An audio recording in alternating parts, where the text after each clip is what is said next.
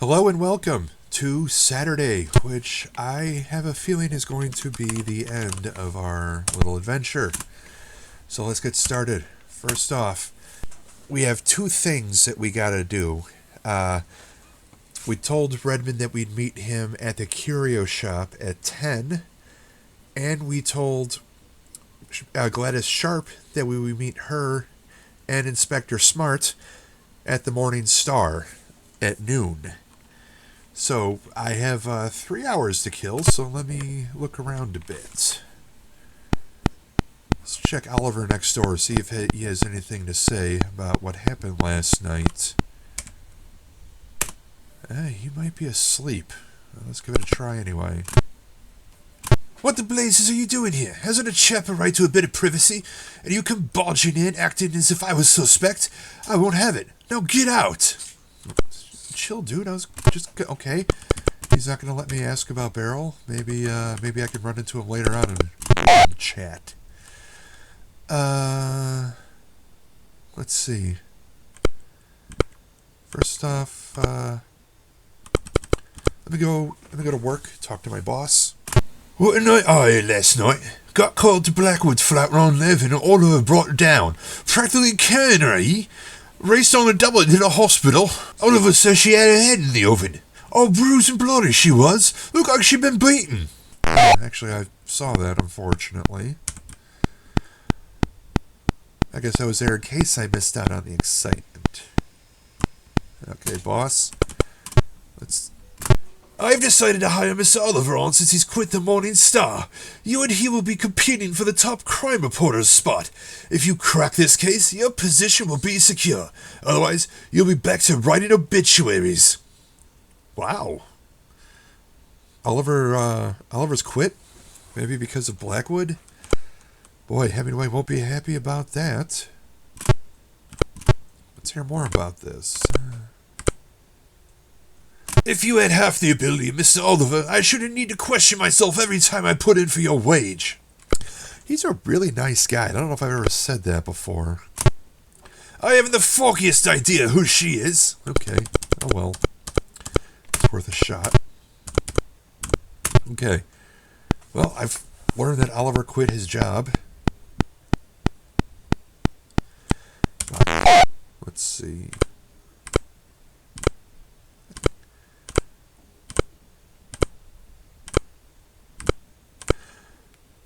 I think I'll go to Scotland Yard.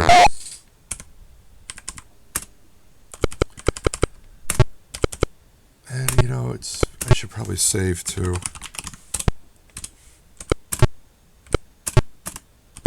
It's rather surprising that Miss Blackwood attempted suicide. Of course, she may have been attacked. She hasn't been coherent enough to give us an account of what happened. They think it might have been suicide. Well, her head was in an oven. I guess I could see why they might have thought that was suicide, but no. I know she was definitely attacked because I was attacked too.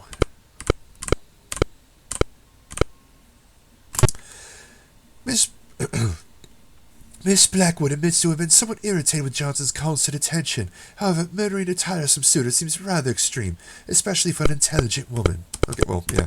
That's actually what he said to me before about her, so nothing new to say. I don't have anything new to show him. Anything interesting going on in the next room?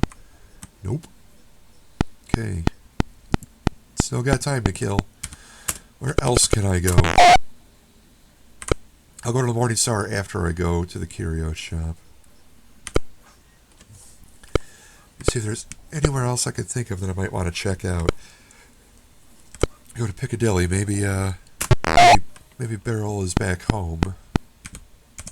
I'm just going to look into every place I can on the way, just in case there's something interesting going on somewhere. Alright.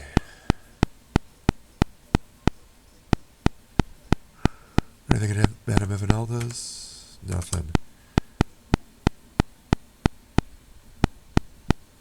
Anything at Manwaring's flat? Oh boy, he stayed the night. Excellent. Okay. Miss Blackwood, are you home? No. Well, she wouldn't be at work. I don't know where she'd be. Maybe she's still at the hospital. Oh, okay. Does Timmons know anything? I can't believe Beryl tried to kill herself. I'd bet a week's pay someone attacked her and made it look like suicide. After all, how did she get that knot in her head? I'm giving my notice to Hemingway directly. I'll not work at a paper infested with criminals. Wow, everyone's leaving the Morning Star. And that's probably wise, considering what's going to happen later today. Let's see, is there anything new she has to tell me about people? No. Different? No, that's nothing different either. Nope. Okay. Yeah, yeah. Okay. Alright, spitballing here. Maybe it was Hemingway that attacked Blackwood and tried to make it look like a suicide attempt. And she got caught by Oliver and me in time. Because she knew too much. I still gotta know more about the Redmond connection. I'm hoping I can find out about that here in Broad Street.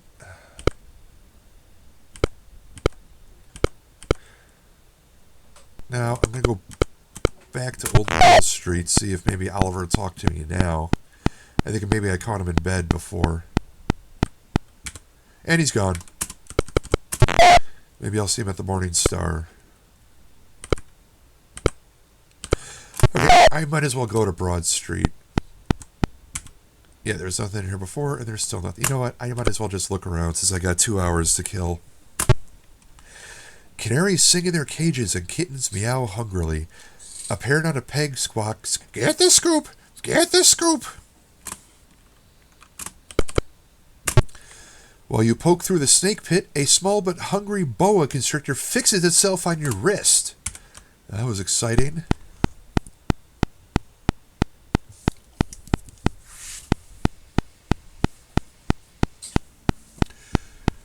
Was there anything else here? I don't even remember. Creamery. I don't think I could go in there. I cannot. Alright. Time to go to the curio shop, and I guess I'll just wait until he shows up.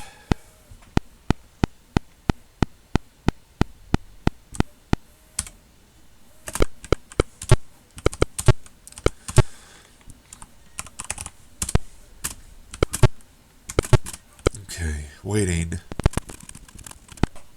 And here he is. Okay, now let me save again.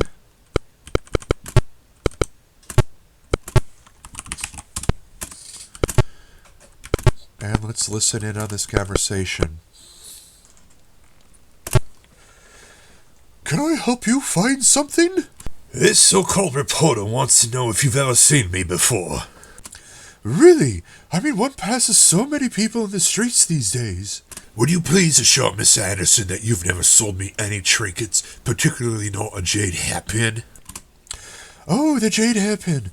Let me see. The glasses and mustache are identical, but somehow he looks a bit different. I'm not sure if it's his chin or his mouth. Really, Miss Anderson, I just can't say. I mean, after all, I haven't the time to memorize all my customers' faces. There, are you satisfied? She can identify me as that Tracy fellow, and neither can anyone else. I'm going home now. I've an important appointment to keep with my bed. Okay, so that does match my my personal theory that it was actually Hemingway here pretending to be Redmond. Oh, no. Oh, wow. Oh, I did it again. No. Okay.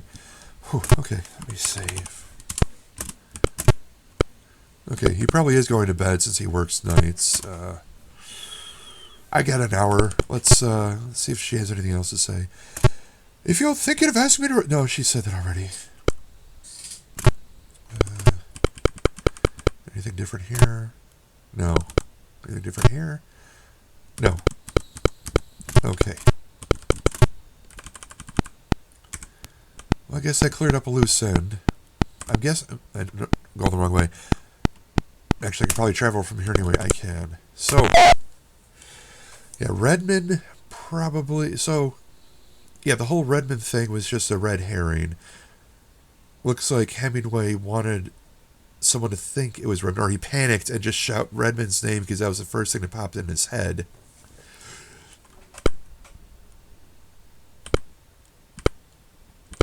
And Hemingway probably attacked Beryl at her house because he was worried that she would be able to identify him. Oh, let me see. Is anyone here at all? No. I mean, is this guy even here? He's here. Okay.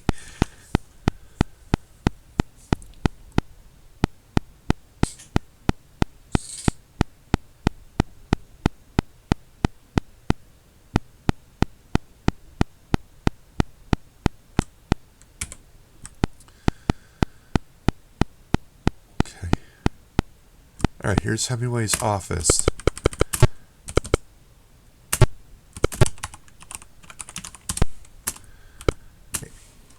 And I'll talk to him in the time I have left.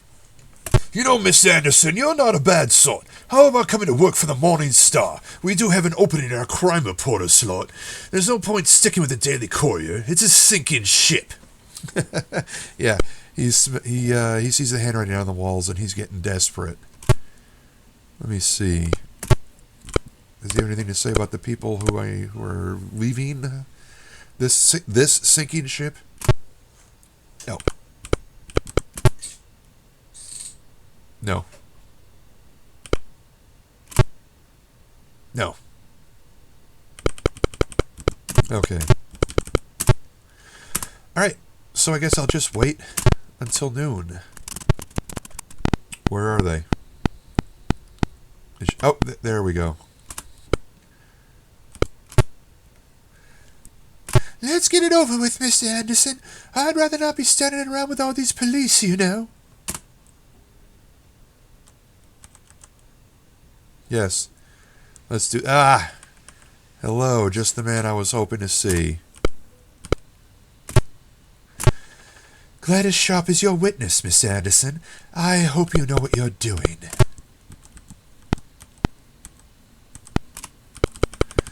All right. The end.